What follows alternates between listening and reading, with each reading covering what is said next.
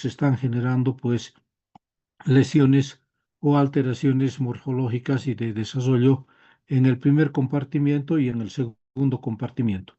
El tercer compartimiento y cuarto comportamiento o compartimiento ya son netamente regenerativas porque vamos a poder identificar de que existen ya estas células en los compartimientos vasculares donde pudiesen existir cierto tipo de etiología que va a generar una destrucción de estas células,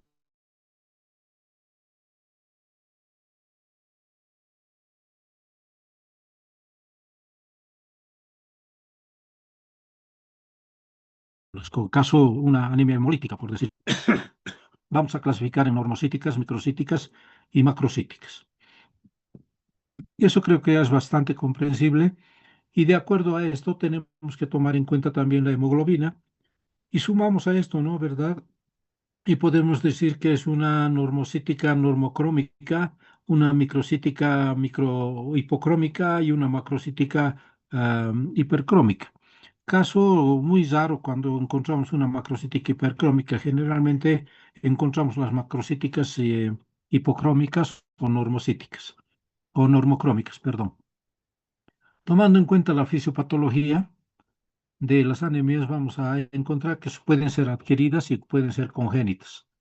¿Verdad? Las congénitas ya existen alteraciones, como ya conocen ustedes, alteraciones morfológicas, ya sea de la membrana, ya sea de las proteínas, sobre todo de las proteínas que están constitutivas de la hemoglobina, como son las globinas alfa y beta, teniendo aquí las talasemias, ¿verdad? Las talasemias, y tenemos también las adquiridas debidas pues ya a alteraciones de formación de la hemoglobina, de la membrana, con alteraciones de tipo genética, ¿no? Por o por agentes externos o mecanismos externos que modifiquen entonces la maduración, la diferenciación y el desarrollo de estas células. Dentro de la pérdida o dentro de la fisiopatología tenemos también las anemias por pérdida de sangre, que pueden ser entonces agudas o pueden ser crónicas. Agudas, caso en el shock hipovolémico, o en las crónicas, como son las parasitosis, ¿verdad?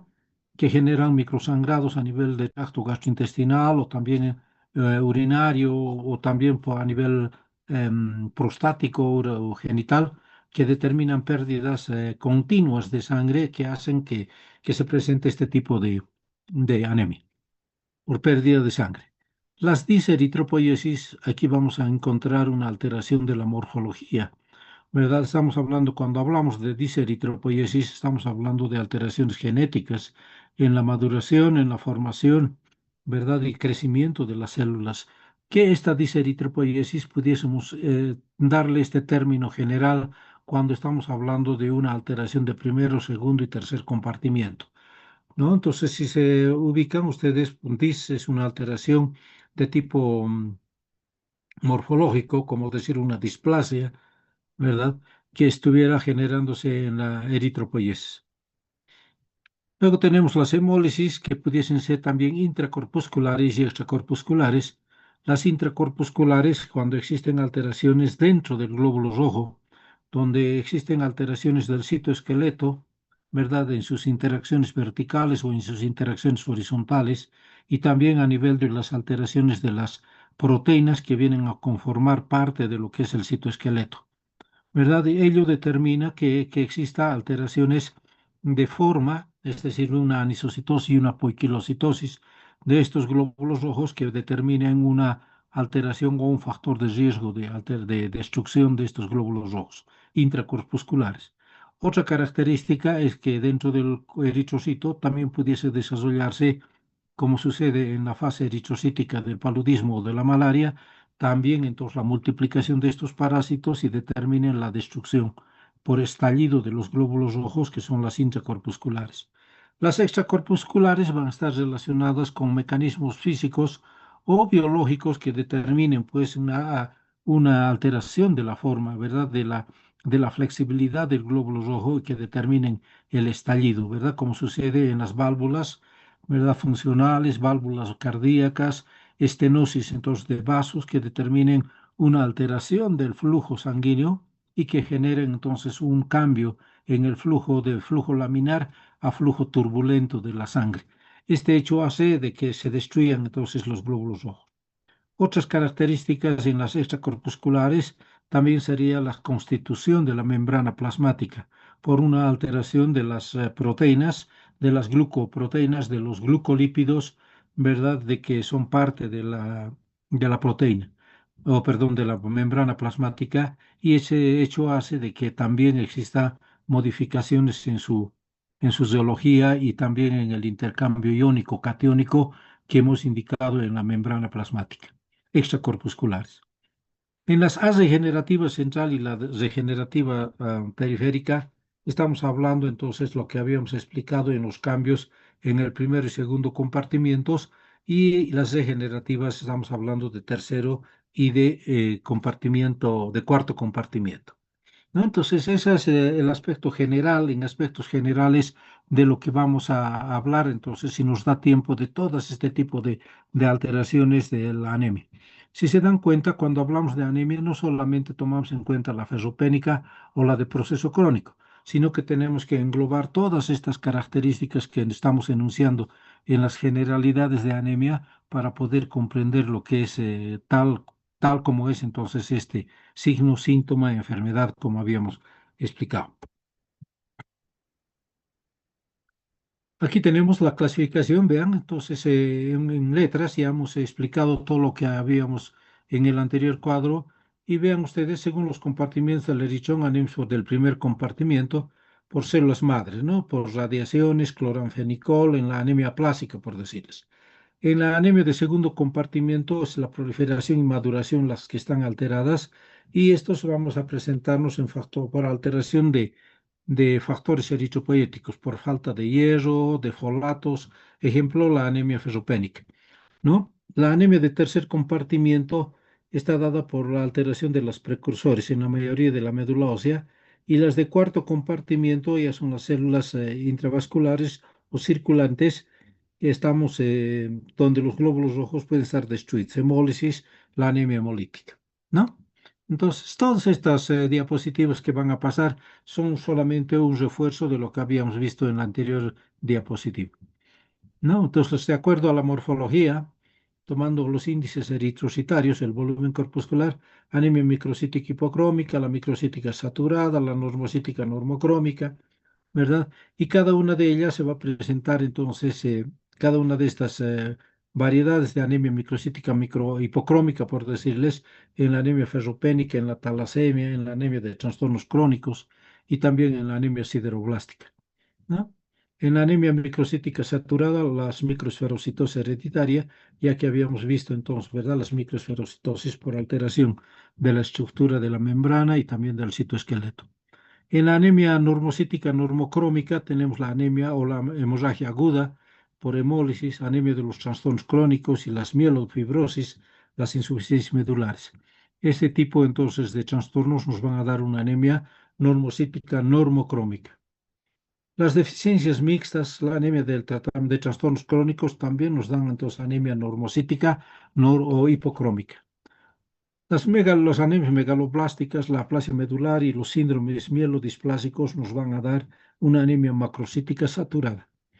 La hepatopatía crónica y el alcoholismo nos genera anemia macrocítica hipocrómica, y la coagulación intravascular diseminada, el síndrome urémico hemolítico y la púrpura trombocitopénica trombótica nos generan anemia microangiopática. ¿Listo? Entonces, la coagulación intravascular diseminada, el síndrome urémico hemolítico y la púrpura trombocitopénica trombótica nos genera la anemia microangiopática. En este cuadro vemos, entonces, tomando en cuenta el volumen corpuscular medio en femtolitros, y estamos hablando de 60 hasta 110, ¿no? Entonces es el volumen. Y tenemos entonces de 60 hasta 80, vean ustedes de parte de 80 hacia abajo, tenemos microcítica, síndromes talasémicos y la anemia ferropénica. Dentro de los 80 y 100 femtolitros tenemos las anemias normocíticas, la anemia de la enfermedad crónica y la anemia hemolítica. Dense cuenta de que en algunas oportunidades hablamos entonces de anemia normocítica cuando existe volúmenes corpusculares dentro de valores, dentro de normalidad. ¿no? Pero estamos hablando de anemias. Y por encima de los 100 centilitros, estamos hablando de las anemias macrocíticas o anemias megaloblásticas. ¿Listo? Entonces, estas son las características y este cuadro es bastante ilustrativo para poder identificar cuál de este tipo de anemia las que estamos hablando o diagnosticando. Otras clasificaciones por la hemólisis intercorpuscular y extracorpuscular y combinación de ambas, ¿no? Puede ser infecciosa, parasitaria, alteración metabólica por neoplasia, insuficiencia renal crónica o fallo renal crónico o enfermedad renal crónica, cualquier término que utilicen para referirse a este fallo de la funcionalidad renal, ¿verdad? La anemia, según su capacidad regenerativa, ¿verdad? Tenemos las anemias hiporegenerativas con disminución de la eritropoiesis. Vean ustedes, estamos hablando de una hipogenerativas o arregenerativas cuando hay una alteración, una disminución de la funcionalidad de la eritropoiesis. ¿No? Estamos hablando de una eritropoiesis ineficaz. Y por lesiones también de células pluripotenciales, como son la aplasia, la mielofibrosis, invasión medular, síndromes mielodisplásicos. ¿Mm? Por lesiones de los precursores eritroides, eritroblastopenia congénita, anemia de trastornos crónicos, por deficiente producción de eritropoietina, insuficiencia renal crónica, hipotiroidismo, desnutrición severa, prematurez. Aquí nos está faltando un poquito de lo que son las hepatopatías, ¿verdad? Que también entonces en un 10%, diremos así, de esos 100% de eritropoietina que se generan a nivel renal, un 10%, un 5% se genera también a nivel hepático. Por tanto, las hepatopatías también es uno de los factores que nos genera una anemia de este tipo, ¿no? Los trastornos de maduración, alteraciones en el metabolismo del hierro, vitamina B12, folatos, vitamina B6, piridoxina, síntesis del hemo. Todos estos nos determinan pues anemia por trastorno de maduración y por diseritropoiesis congénita por alteraciones ya sean enzimáticas, ya sean entonces como es el déficit de glucosa 6-fosfato deshidrogenasa, todo lo que son las hemoglobinopatías y las membranopatías. Ahí entonces incluimos todo lo que son las diseritropoiesis congénitas.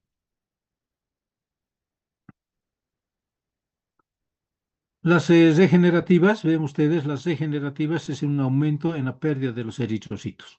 Anemia de hemorragia aguda, anemia por hemólisis. Intracorpusculares con membranopatías, hemoglobinopatías, enzimopatías. Extracorpusculares mecánicas, inmunes por agente químico, infeccioso, parasitario, alteraciones metabólicas, hiperesplenismo.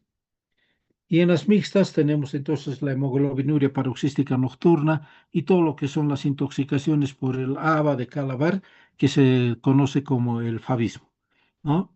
Entonces, estos ya son alteraciones de tipo químico, con modificaciones del mecanismo bioenergético del eritrocito que va a generarnos alteraciones pues, en las cargas, ¿verdad? Si se recuerdan, las cargas de intercambio iónico, catiónico a nivel de membrana plasmática, esto se genera entonces por este tipo de trastornos, ¿sí?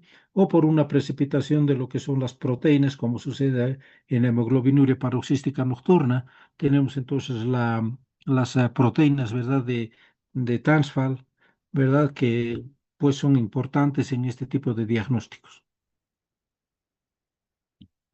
El diagnóstico de anemia. ¿Cómo vamos a hacer el diagnóstico de la anemia?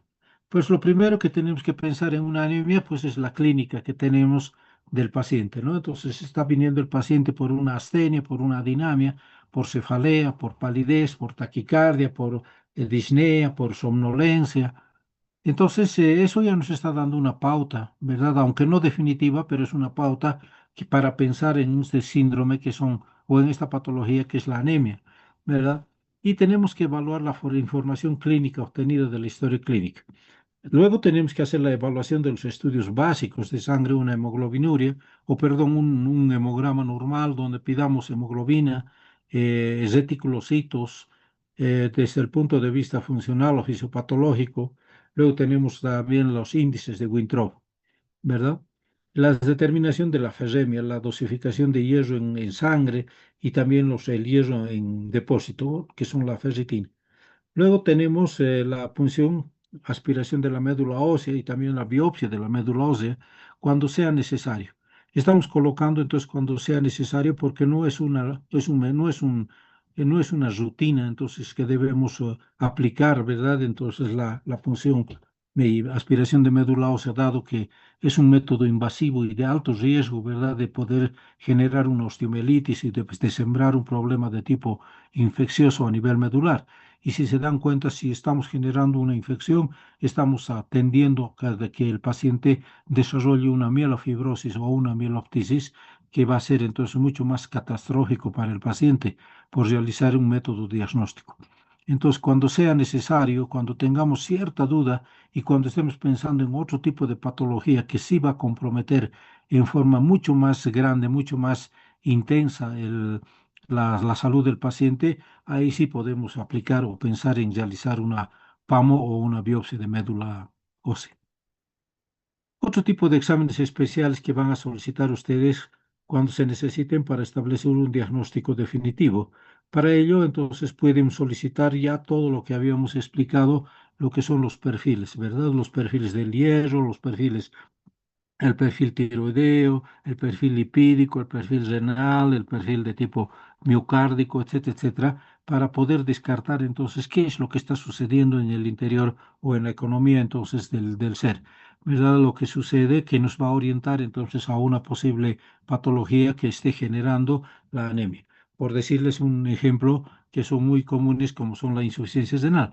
¿Verdad? Entonces pensamos en una insuficiencia renal, pido el perfil renal donde veo creatinina, creatinina, el índice de filtración glomerular, ¿verdad? Veo eso y pienso en en una enfermedad renal que estuviera entonces semejando o generando ya esta sintomatología de una anemia por una carencia de la producción de eritropoyetina. ¿Vea? Entonces, estos exámenes complementarios van a ser solicitados dependiendo entonces qué es lo que están pidiendo o qué están pensando ustedes como una posible etiopatogenia de la anemia. Aquí tenemos el hemograma y los recuentos de reticulocitos, ¿verdad? Y se denomina un hemograma al conjunto de magnitudes hematológicas, generalmente o generales imprescindibles para un examen elemental de sangre. Estudios es necesario en cualquier tipo de enfermedad. El perfil hematológico básico que tiene esto, vean ustedes el hemograma, donde van a pedir la concentración de hemoglobina, el valor de hematocrito, los recuentos celulares, eritrocito, leucocito y plaquetas, los índices eritrocitarios, el volumen corpuscular, la hemoglobina corpuscular, la concentración de hemoglobina corpuscular, el recuento de reticulocitos y la morfología de los eritrocitos, leucocitos y plaquetas. Esto está en relación a qué? A lo que es el AD, es decir, el ID, o el redistribution weight, o también denominado el índice de anisocitosis. Todo esto entonces está integrado en ese perfil hematológico básico o en un hemograma básico, ¿verdad? Esto es entonces lo importante.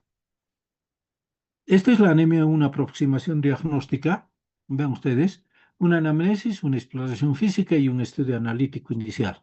En la anamnesis, ¿qué cosa van a solicitar? Una historia familiar y etnia, ¿verdad? Porque existen etnias, grupos poblacionales que tienen características desde el grupo sanguíneo, el grupo, entonces el factor RH, existen características de historia familiar provenientes entonces de personas o de que vienen del Medio Oriente, como son las talasemias, ¿verdad? Donde existen zonas entonces poblacionales que ya con ciertas características o modificaciones o mutaciones genéticas que determinan entonces este tipo de historia familiar, es decir, formar entonces un determinado tipo de hemoglobina, ¿verdad? Una alteración de la estructura entonces del M por carencia o alteración de las proteínas de la globina del grupo pirólico, etcétera, etcétera. Luego tenemos que ver los antecedentes de cirugía, ¿verdad? Si ha habido entonces una buena cirugía, si no ha habido complicaciones por sangrados, ¿verdad? Por falta, por alteraciones de la coagulación, por falta de una o alteración desde la hemostasia, ¿verdad? Que eso también nos va a orientar entonces a pensar en qué volúmenes se han perdido la sangre. El tipo de dieta que se sirve, no nos olvidemos de que el hierro viene entonces de una dieta cárnica y también una dieta entonces con predominio de tipo vegetal, ¿verdad? Nos hace pensar entonces en una anemia ferropénica y también una posibilidad de una anemia macrocítica, ¿verdad?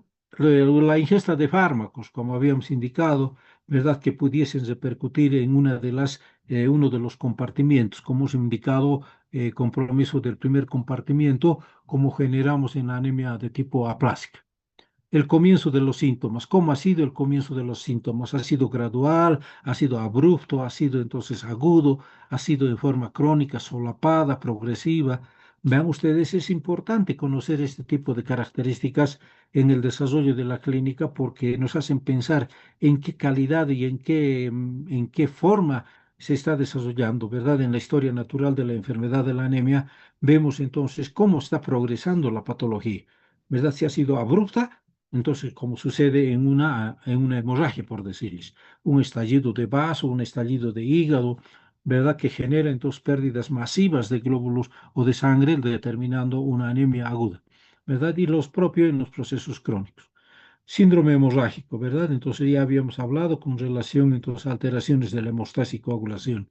Síndrome hemolítico, lo propio, si ha habido mordeduras, si ha habido picaduras, ¿verdad? De insectos o alguna ingesta de algún tóxico, ¿verdad? Que genere, pues, este tipo de alteraciones hemolíticas, ¿verdad? Una alteración, entonces, por decir, intoxicaciones que generen, entonces, una hepatopatía con una alteración de la glucosa 6-fosfato deshidrogenasa, con formación, entonces, o alteraciones del equilibrio o del mecanismo bioenergético del glóbulo rojo. ¿Ven?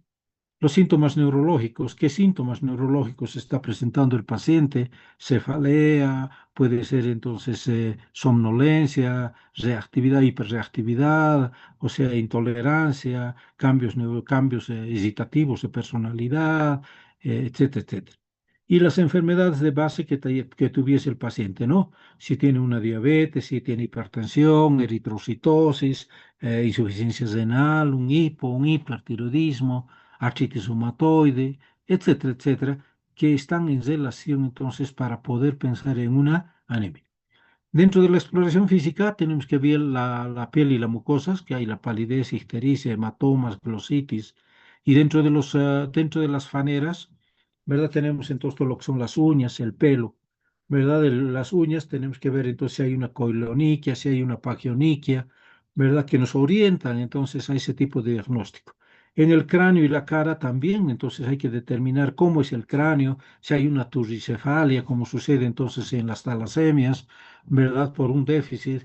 En las turgicefalias la característica y en las talasemias es si pedimos entonces una placa, vemos entonces los huesos, ¿verdad? Entonces de los bordes de los huesos planos, sobre todo en cráneo, en cepillo, ¿verdad? Entonces eso ya nos está orientando a lo que es una talasemia, ¿verdad? También entonces las características que tiene la cara, ¿verdad? Una nariz en silla de montar, una falta de desarrollo de los huesos propios de la nariz, entonces a nivel de los arcos superciliares, con un crecimiento, nos dan entonces un cráneo, entonces típico de una talasemia, ¿verdad? Entonces por ello es importante entonces determinar la exploración física. También tenemos que observar si existe disnea, si hay taquicardia, edemas, ¿verdad? Como mecanismos compensadores entonces a este tipo de anemias, ¿verdad? Como habíamos indicado, como determinamos la redistribución, ¿verdad? De los órganos que necesitan poca sangre a los lugares entonces de mayor consumo, como es el cerebro, corazón, riñón, etcétera, ¿no? La presencia de adenopatías también nos orientan no solamente en problema de anemia, sino también tenemos que pensar en otro tipo de patología, como son los síndromes mielodisplásicos o mieloproliferativos, ¿verdad? Que nos hacen pensar ya a otro tipo de patología.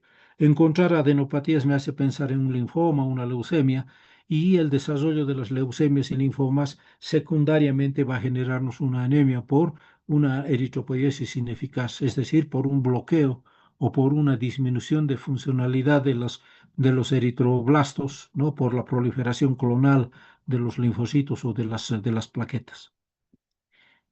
Parestesias, confusión, que estamos en relación entonces a trastornos de tipo neurológico, signos relacionados con la enfermedad de base también, ¿no? Si estamos pensando en una enfermedad renal, pues de seguro que vamos a tener una oliguria, poliguria, palidez, edema, taquicardia, mecanismos compensadores a un fallo renal, ¿verdad? Entonces, estos hechos o estos signos de la enfermedad de base vamos a sumarlos entonces a lo que estamos encontrando en nuestra exposición o en nuestro examen físico y vemos entonces nuestro tipo de anemia.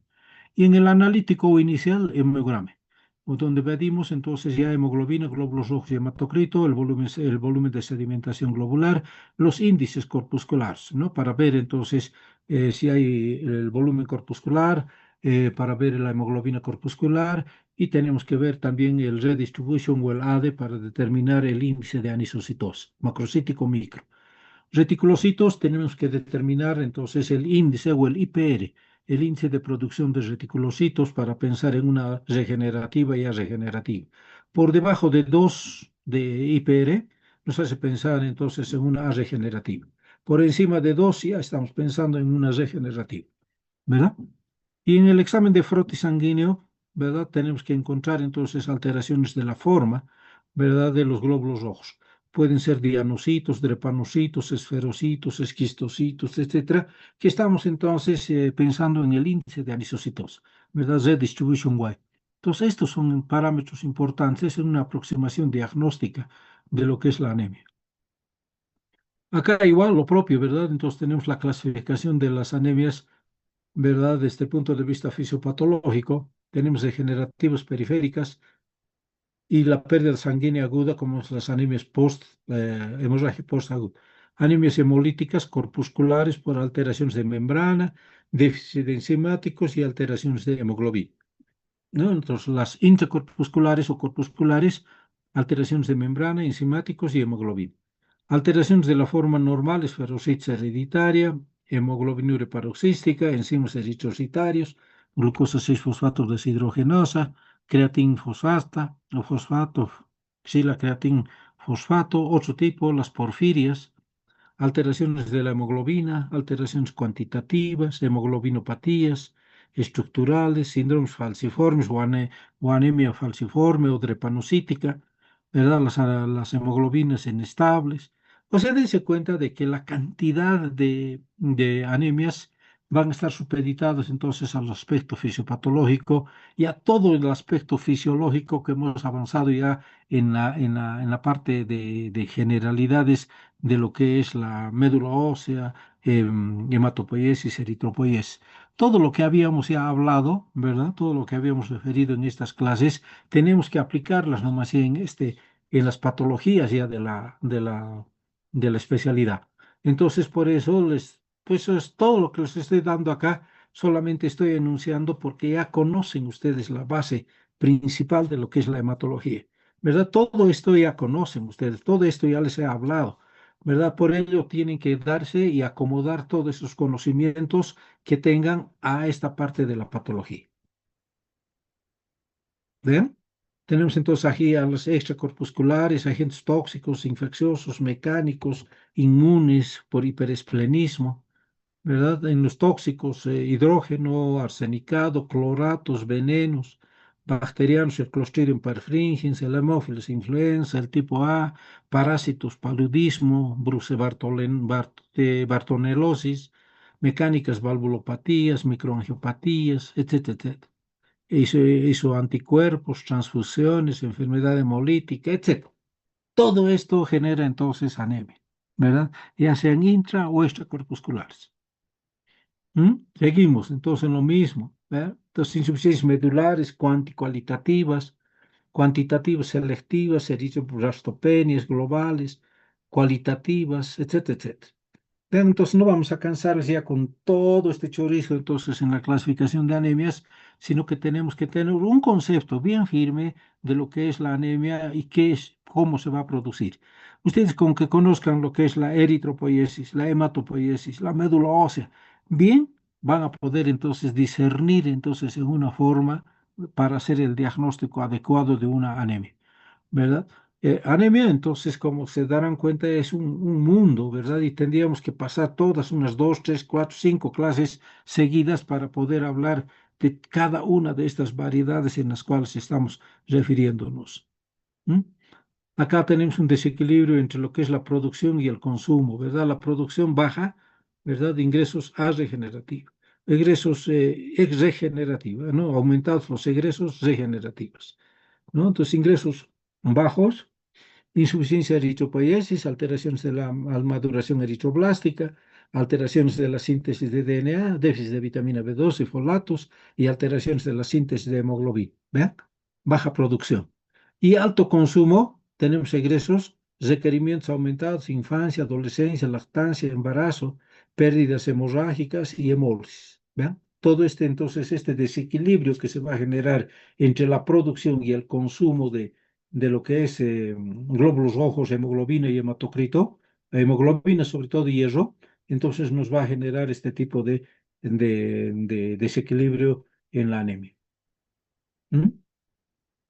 Esto ya no vamos a repetir, ¿verdad? Que es el volumen corpuscular o el volumen celular medio de reticulocitos, que es el IPR, ¿no? Lo que les habíamos indicado, que indica la deficiencia de R, ¿no? Entonces el volumen celular medio de reticulocitos disminuido.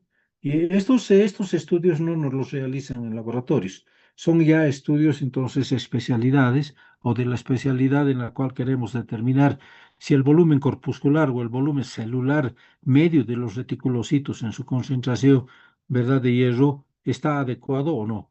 Es decir, en otras palabras, queremos determinar la concentración de hierro que tiene el reticulocito para generarnos entonces un glóbulo rojo adecuado. Eso es lo que quiere decirnos entonces con este volumen celular medio de los reticulocitos. ¿Sí? Otros estudios que también se pudiesen pedir, ¿verdad? La concentración de hemoglobina celular, vean ustedes, aquí media o la medida de la concentración de hemoglobina celular de los reticulocitos. Y es un mejor indicador ya de deficiencia de hierro, ¿verdad?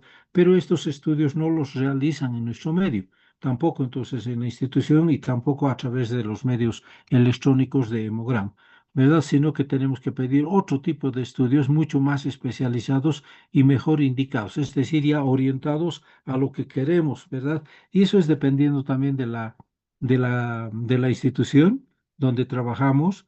Ahora, si trabajamos entonces ya en forma particular y vamos a solicitar entonces al paciente, y si el paciente está de acuerdo con realizarse este tipo de estudios, pues no hay ningún inconveniente. Pero dentro de una institución pedir entonces todos estos métodos, estos estudios de laboratorio ya de especialidad, es mucho más, un gasto enorme, ¿verdad?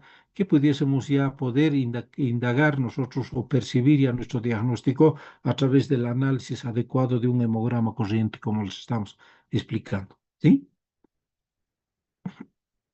Bien, entonces este es un resumen de la clasificación por su morfología, micro, normo y macro, de acuerdo a su cinética por destrucción aumentada o producción disminuida, por la amplitud de distribución de los globocitos, o es decir, del ADE, que puede ser, tomando en cuenta el volumen corpuscular, síndrome anémico, población eritroide, homogéneo y heterogéneo. Homogéneo, vean ustedes acá, homogéneo si la amplitud de distribución o el redistribución es de 11.5 hasta 15.5. Ese es entonces el ADE o el redistribución homogéneo. Por eso les decía de que el ADE nos sirve también para determinar la anemia desde el punto de vista morfológico, ¿verdad? Y tengo entonces homogéneos y heterogéneos. Homogéneo cuando el ADE es de 11.5 hasta 15.5 y heterogéneo cuando el ADE es mayor de 15.5, ¿verdad? Y se representa la anisocitosis que ayuda en el diagnóstico de anemias por síntesis de hemoglobina deficiente, ¿verdad? Entonces, dense cuenta, si yo tengo un 15% o 11%, me está hablando de una heterogénea con microcitosis. Por encima de los 15.5 me está hablando de que está habiendo macrocitosis, ¿verdad? En ambos se está viendo una anisocitosis, ¿verdad? De forma y tamaño.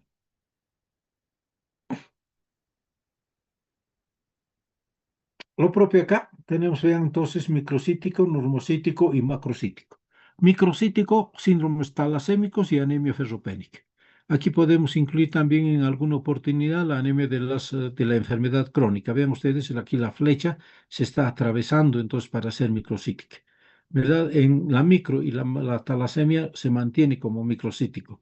la anemia ferropénica puede mantenerse como un microcítico o pasarse también alguna vez a la normocítica. ¿Ven? Entonces las flechitas me están indicando que pudiesen atravesar entonces ese límite inferior del volumen corpuscular medio. Doctor, La sí, le cuento que me quedan 2 minutos.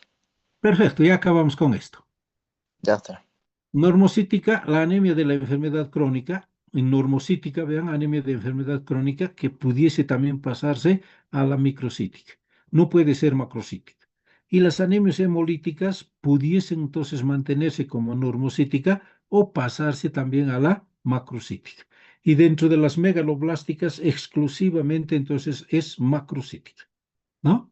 Entonces, esta es una variabilidad que tienen las células de poderse presentar entonces en el análisis que tiene que hacerse en un hemograma, ver entonces si microcítica, si estamos hablando de una talasemia pura o de una anemia ferropénica con las variabilidades de poder expandirse a ser normocítica o a ser microcítica.